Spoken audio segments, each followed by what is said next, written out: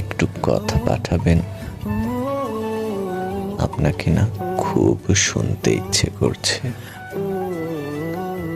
ভালোবাসি পাঠাতে হবে না, ভালো তো বাসেনি না, সেটা আমি জানি, টের পাই। ভালো যে বাসেন না সেটাই বলে পাঠান। আমাকে অপছন্দ আপনার, অন্তত এটুকুই বলে পাঠান। তবু একটু কথা পাঠান প্লিজ।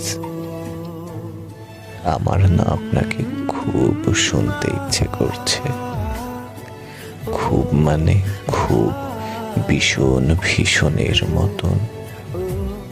আমাকে একটু কথা পাঠান প্লিজ। বোঝে না, সে বোঝে না।